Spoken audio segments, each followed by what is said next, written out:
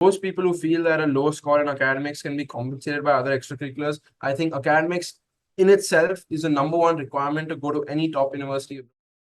Welcome to the College Crest podcast by Let's Unbound. This podcast is aimed to demystify your journey to Ivy League and top colleges in US. Here we cover everything from admission strategies to extracurriculars to taking leadership initiatives and how to prepare for your tests. I am Nishant Chawla, your host and co-founder of Let's Unbound.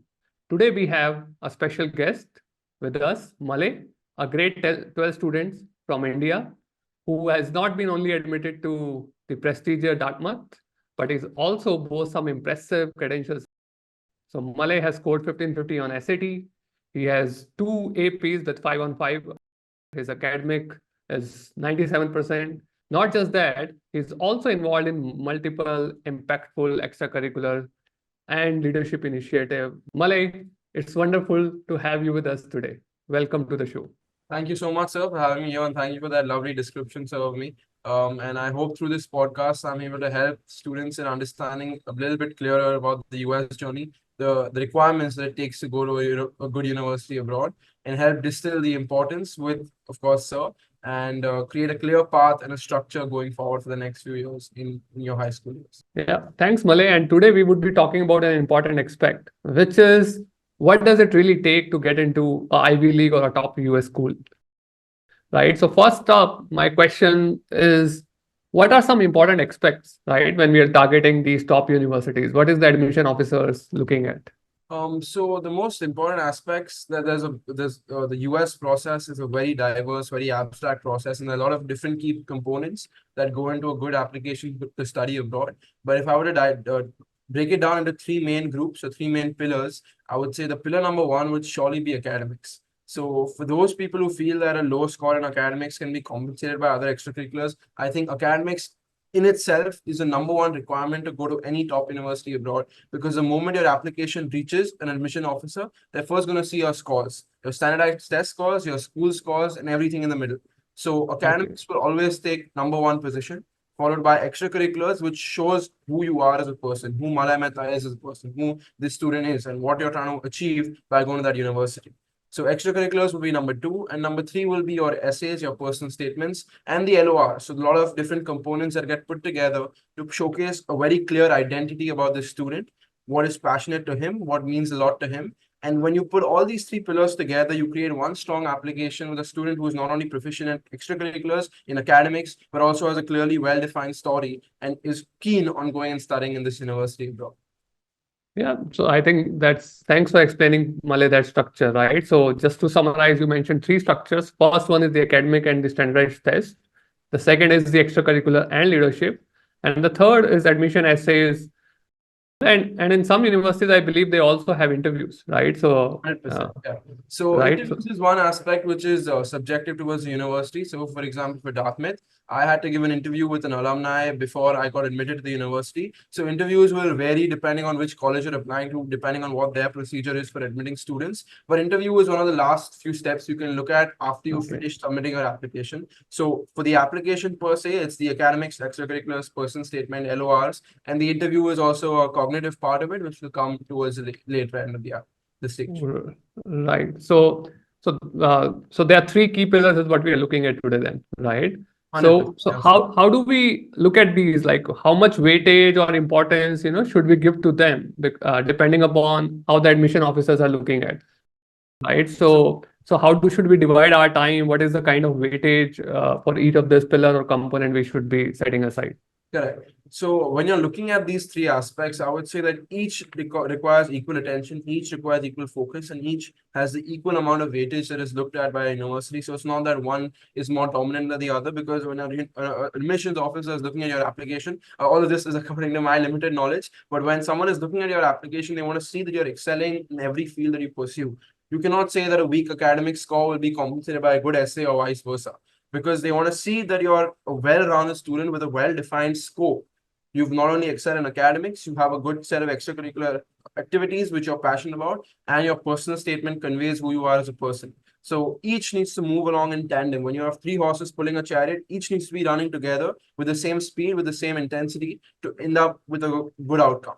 So you need to have each three of the pillars working in unison so that you can eventually end up with a strong application.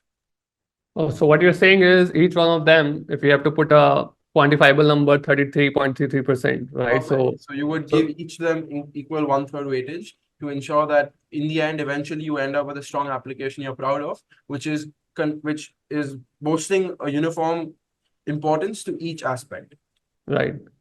So, and how much then your attention in terms of timing be? So you kind of divide your time accordingly also, right? So one by Correct. three to Yeah, pillar so one, two, and timing three is much more respectively. subjective. It depends on the capabilities of you as a student. So it depends on how well you are able to grasp a certain subject. So, say example, if you take a longer amount of time to focus on academics, then of course that would take precedence over extracurriculars, which may be coming free flowing over the weekend. And even essays, if you think you have a good grasp of the English language, you think you have a good amount of storytelling skills to be able to effectively portray who you are as a person, then you can give the time according to what you feel requires more importance. And there's no clear demarcation or rule that each requires one-third of your time, but rather how you can work towards ensuring each of them is equally strong in the very end when you submit your application abroad.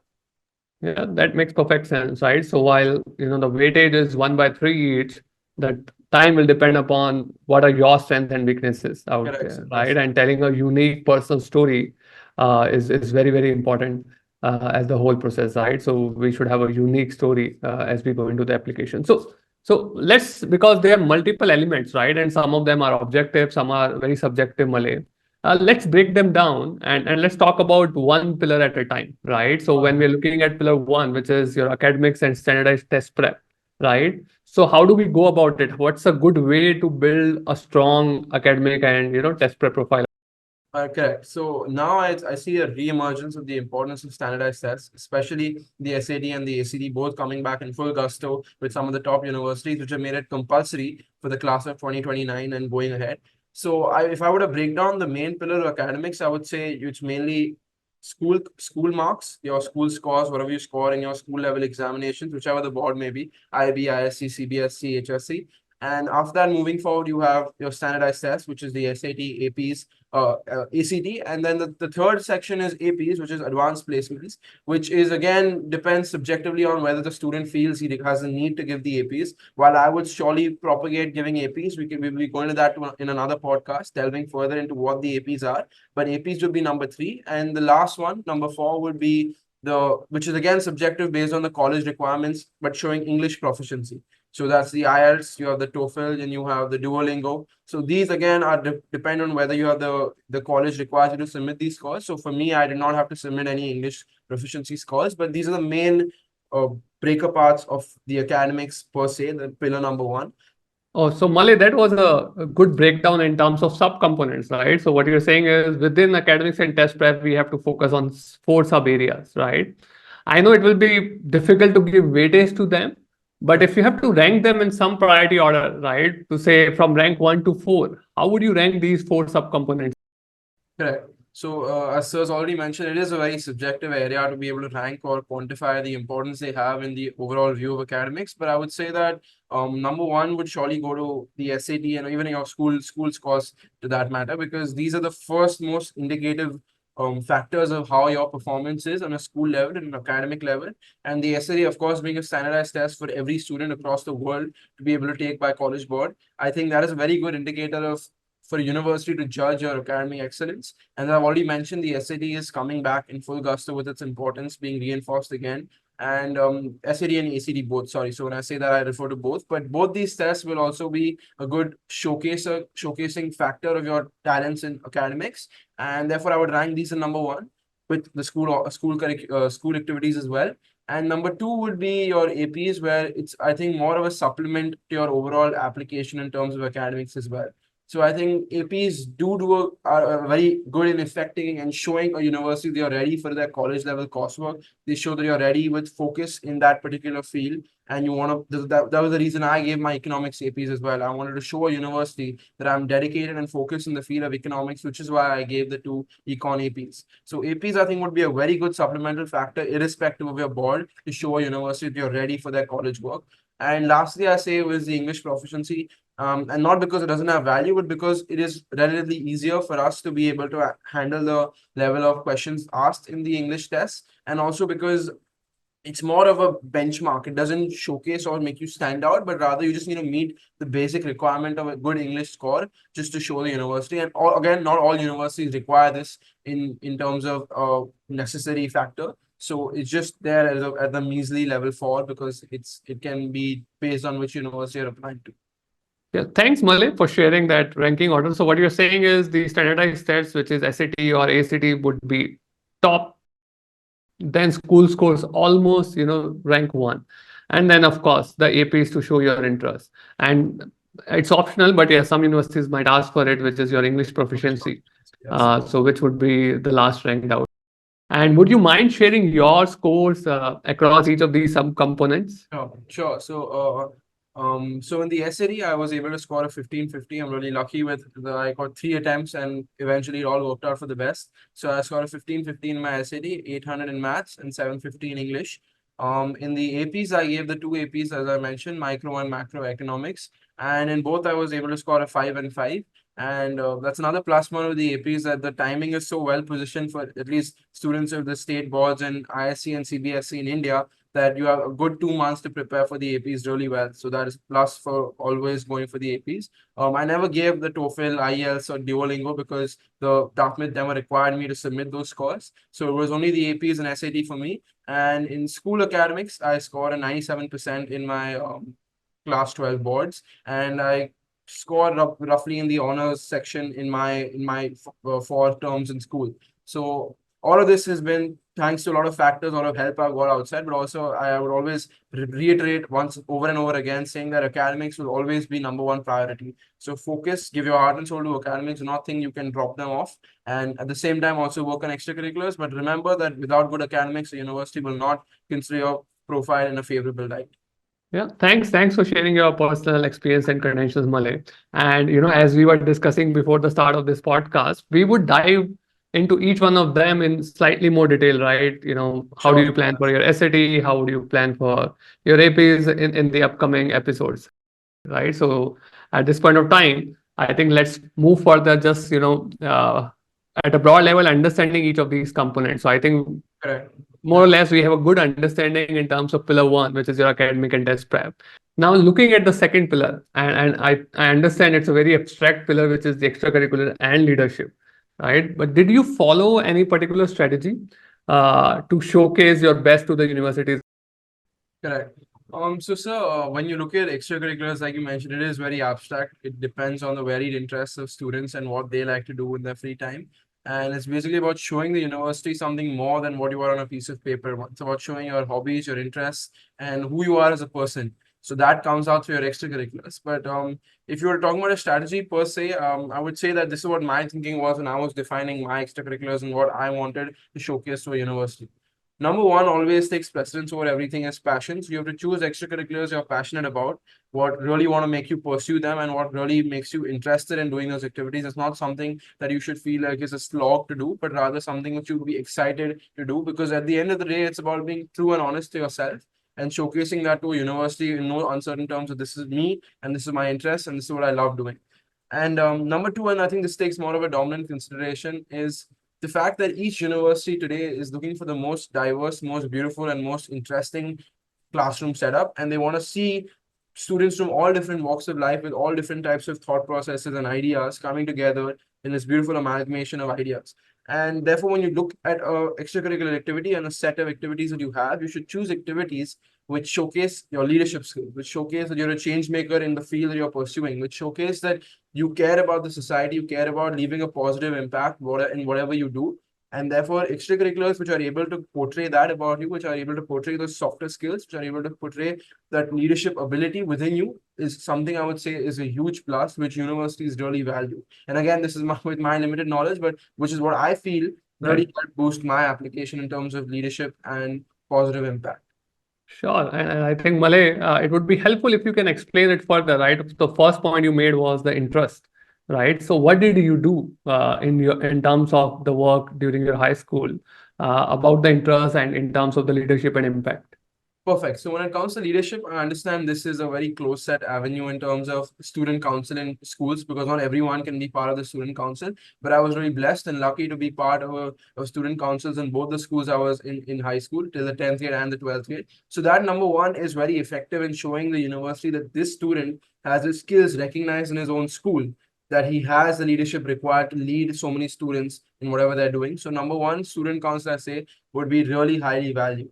And furthermore, this can also be accelerated when you even in your LORs by teachers in school, if they're able to mention your leadership skills, huge plus. So I know we deviated, but that too has an importance in the overall leadership aspect. And when you talk about LORs further in detail, whenever you're looking at any activity, always try to push that beyond the school level. Try to take it to multiple schools. Try to take it on a city level or a state level.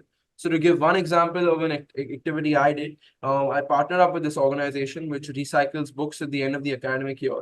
And they collect books which have been used up, they recycle them, and they donate them to students across India and in organizations across India. And when I saw this opportunity, I realized the academic year has ended. So I started this initiative in my school.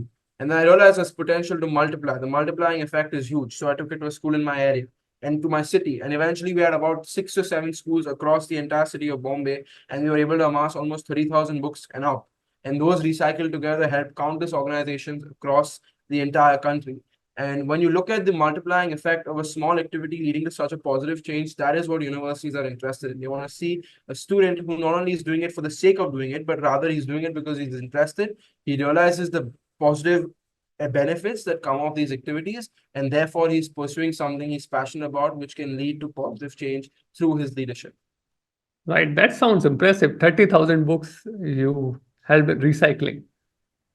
So that's it's all thanks to a lot of organizations, a lot of help from others. But as I say, it all starts with the initiative. It all comes with the Right. idea. You need to have the focus and the idea that I want to push this to another level, and things will work out. Right. So I think that sounds really great, Malay, in terms of what you shared, right? And you also mentioned about interest, right? So this is one way, right, where you were able to show your leadership and impact. But anything which, you were interested in, say, from early childhood, and then you pursued it further. All right. So when it comes to the two types of extracurricular activities I already mentioned, one is focused leadership and also change making. But then the most important is also quite literally your interest in what you like doing. And as I said, this will also come out through your essays. They want to see who you are as a person. So when I was looking at extracurriculars, which were me passionate, I've been playing basketball since the 5th grade, and I really love the sport. So I try to push my abilities, and even eventually ended up playing for the state. So if you focus on an activity enough, if you give it the due time it requires, it will fructify into something bigger. So always know that your interests do have a lot of value to universities. They want to see your diverse personality. They want to see that you're not just a student who studies in the classroom, but so much more outside the classroom. Another thing I was interested in was singing. So I thought, why not register for every singing competition that there is and see what works out, see what falls in place. And when you put yourself in a position where there is no option to opt out, when you have to do it, when you eventually will end up going through with it, and the results will be quite satisfying and gratifying. So I always will say that go with your interests, go with your passions, show the university who you are as a person, and give yourself the identity and not just the person whose marks are on a piece of paper. So while academics do hold a lot of importance, extracurriculars will help showcase those academics along with your talents and really make an outstanding application to a university. Right. Yeah, makes a lot of sense, Malay. And that's one way of approaching it. We have students who approach, the same idea in different manner. But again, coming to, right, so while you can do a lot of stuff, right, but the common app really has, 10 points that you need to fill in, and they give you like less than 200 characters, right, to really talk about the stuff you're doing. So how do you, bring all those experience? If you can just give us a very broad level understanding. All right. So I'm so really glad you brought up the Common App, sir. And I would recommend to every student applying abroad to please open the Common App, set up an account, and just have a purview over what you're supposed to fill in the Common App, where your attention is demanded, and understand what the space is for you to showcase your activities. So I know it's very difficult to condense your activities only into 150 characters, and this is characters, not words. So that's about 20 to 25 words. So when you're given such a short space, you realize that it's more about the quantifiables. It's more about the impact. You cannot talk in an abstract tone because a university officer does not have that much time to go over your entire life story. That will only come out through the essay. So when I say quantifiables, I mean try to spread the impact as much as possible. So going back to my previous example of the recycling journey that I undertook, I was using those 25 words only to showcase my impact in terms of the number of schools I targeted, the number of organizations we were able to help with this activity, and the number of total books collected. So quantifiables will always be able to speak much more than a long story, which a university officer will take, again, quite a long time to understand and read.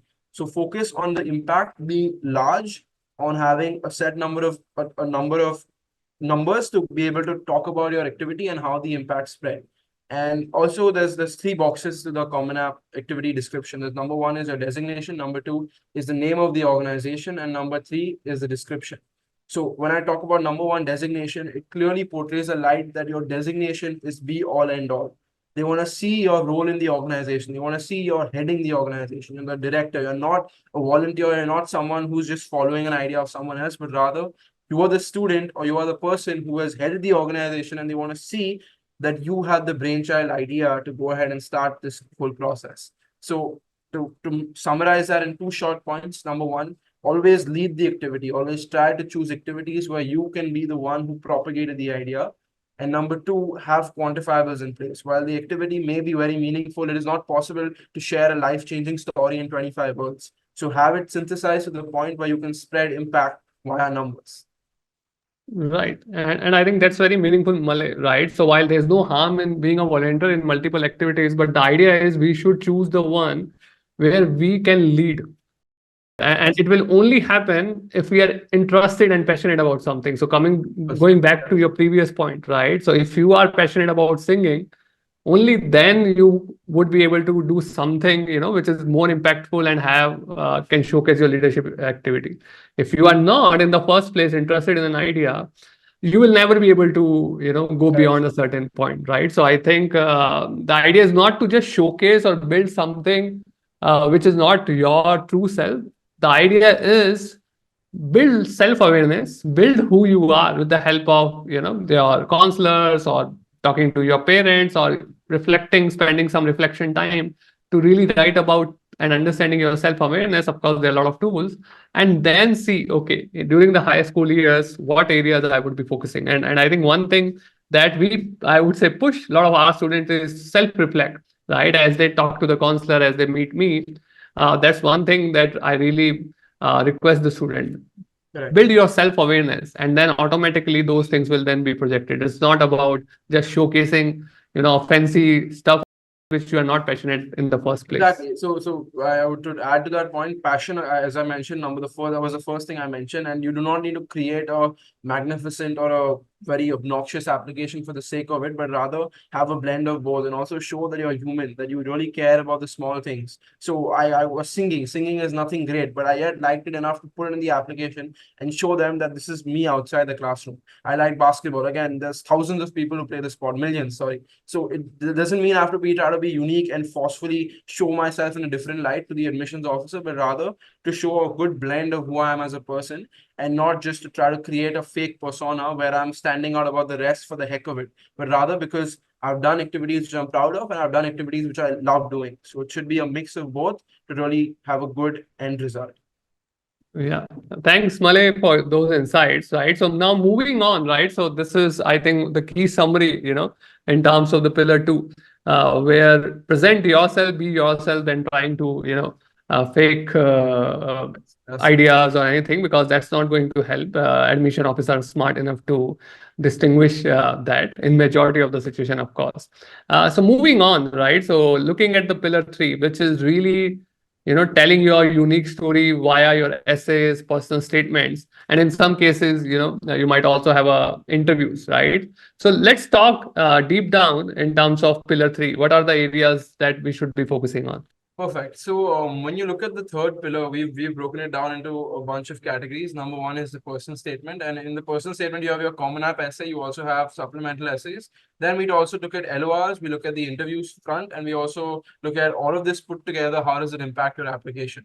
So to begin with, I would say the common app essay is one of the most important essays you'll be drafting in your high school years. And I would always recommend, I've mentioned this before, that please log into the common app, see the format of the common app, see the 6 drafts, the options you'll have to choose from, and let the ideas sit within you. Let the ideas come over time. It doesn't come overnight. You will not be able to say, I'm giving a week for the Common App essay. It won't come that easily.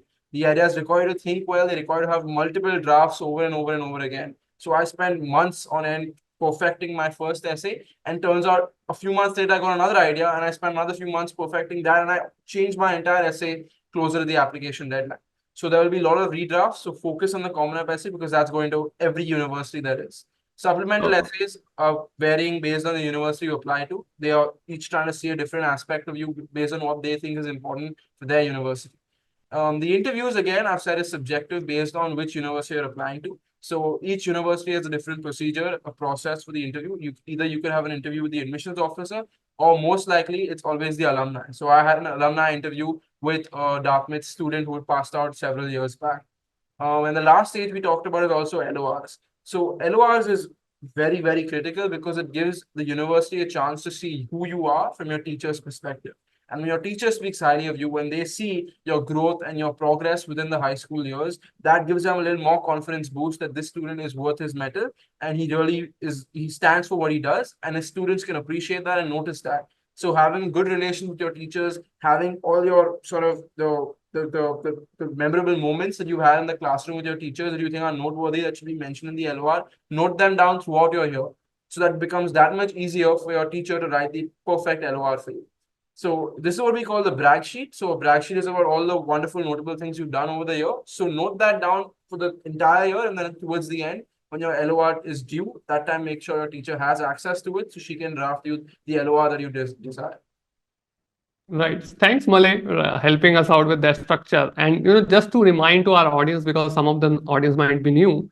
So, can you help us talk more about the personal essays? Because you mentioned about multiple prompts available. So, if you can just detail it down a bit more, Yeah. so that the audience is aware about the So process. the personal essay is the personal statement rather is it's a 650 word essay on the Common App, which you will be sending to every single university. The Common App is the common application rather, and that goes to every university you apply to, depending on the number of number of universities are allowed. It's usually about 12 to 20 universities you can apply to based on your school rules. And when you apply to these universities, that one application will go to every university, and they will all be reading that one draft. The first thing is what they will be seeing is that draft. So that needs to be immaculate, needs to really describe who you are, tell a story of your identity, and talk about yourself, showcase your characteristics, your strengths, your weaknesses. You do not need to portray yourself in the most perfect light. They understand that you're a human being, you're a high schooler, you cannot be excelling in everything, every aspect. And the prompts, if you ask me, are quite interesting. They talk about really different aspects. So one is a prompt on your greatest setback. Another prompt is something which makes you forget about time and something you really love doing, something you're passionate about. So the prompts are very diverse. There are a lot of options you can select from. There's one essay where you can just write on anything in particular. There is no prompt. They've just allowed you to free flow and express your thoughts to a university. So that's what I said. Firstly, the ideation stage of choosing the right prompt is extremely challenging. I myself was spending from the 6, I narrowed down to 3 and then to 1. And then, as I mentioned, again, swapped to a completely different one. So to be able to portray yourself is very difficult in 650 words, but that is the most critical thing of your application, which the university will first notice. Right. And I think the whole idea what you're saying, Malay, if I have to summarize in, a couple of quick lines, is telling your unique story. Right. And it should come out from your essays and the work that you have done over the years, right? Either your teacher or a mentor should be able to recommend that, right? So that's very important element. It's not just the essays, also the recommendation that you receive. And of course, interviews is optional. Sometimes interviews might not happen, but yeah, if they happen, so we should be ready for those. Very good selling point of who you are. Right. Good. So, Malay, I think all in all, we had a very meaningful discussion covering all the three pillars and the overall process. And I'm sure our audience would immensely benefit from this because now they have a structured approach with them, right? That how do they focus on the three pillars, starting from academics and the test prep, then focusing on the extracurricular and the leadership, and third, and a very important one, which is your essays, the recommendations, and the interview prep out there, right? So, and if you have to probably leave us with final summary or thoughts on applying to Ivy League or top universities, I would highly recommend that if you can share with us. Sure. So we've already gone over the pillars. The number one I've already mentioned vehemently, and I'll repeat over and over again that academics need to be top tier. There's no substitute for academics. Purely give your heart and soul to the standardized tests you're giving, the SAT, the ACT, the P's, your own school marks, because there is no replacement, and that is the first thing universities will see as a benchmark. Once you cross that, then the essay comes, then you have the extracurriculars, and then the process unfolds. But without the academics, your application is going to reject by right away. So academics need to be top tier. Moving on, you have the extracurricular activities. Extracurricular activities showcase who you are outside the classroom. They don't want to see a student who's not going to contribute to the classroom in unique ways, have different perspectives. So give extracurricular activities that due importance, focus on showing your leadership skills, focus on showing who you are as a person, how that has helped you grow, and focus on showing you being a change maker, you being someone who leads from the front, who takes initiative of the things he's passionate about and not just for the sake of it. And also make sure you're not making it like you're a robot, like you're trying to make it too perfect, like you're trying to showcase yourself in the most extraordinary light, but do things that you actually like doing. If it's playing a sport, if it's singing a song, you playing an instrument, there is no limit to the extracurricular activities. It could be something as basic as collecting stamps. It's about showing your uniqueness, your absurdity, your quirks. That's about extracurriculars. But ensure you also have a few points on leadership, on change making, on leading from the front. These all are very critical when it comes to cutting edge university application results. And the last, and I cannot stress how important these essays are as well. In fact, I keep repeating it, but every part of your application is of essential importance. The last is the personal statement, the LORs, and the interviews. The interviews, again, on the later stage, but the LORs, again, need to be wonderful. Your teachers need to appreciate your personality, what you are as a person, how you help in class, how you contribute to the class. This is what university admissions officers want to see. They want to see what your personality is in a classroom setup, outside the classroom setup, and who you are within school. The impact you have on your own peers. That this all matters on a very deep scale because that's how they are able to imagine you fitting into their own university. And of course, personal statement, there could be nothing that replicates a personal statement or replaces a fantastic one. Because imagine trying to synthesize your entire life for the most important moments of your life in 650 words and leaving an impact. When someone is reading your personal statement, they need to be able to understand that this student has something special. This student is able to express himself in 650 words so phenomenally well that I want him here, come what may. That's what a personal statement should do, not only to them, but you should be proud of what you're writing. So each individual pillar is very, very important in its own right. Academics, extracurriculars, essays, LORs, the list is quite long. And that's what I said. The US application process is not black and white. It's not one exam that you clear and you're into the university, but there's a lot of gray in the middle. There's a lot of shades of gray. And to be able to tick off all these boxes is a challenging process. That too, in the limited time that we have, it is difficult. But give each thing that due time, schedule accordingly, and everything will eventually fall in place to create an application not only that you're proud of, but the university recognizes and sees the talent and really wants to take you in as part of their class. So that is what I have been able to take back from my journey the last 2 years. And that's what I hope you all have been able to understand and appreciate from my point of view. And I hope I've been of help in that area. So thank you. Yeah, thanks, Malay, for such an insightful discussion. I know there are so many other elements, say around scholarship, financial aid, we can talk, but I think we would probably have a separate podcast for that, so that we have a focus attention on those areas. Even we'll go deep down into each of the pillars in special podcasts out there, right? So, Malay, thanks again for joining us and sharing those insights. To our audience, keep tuning in to the College Crest by Let's Unbound, where we help and demystify the college prep journey. All the best to everyone joining in today.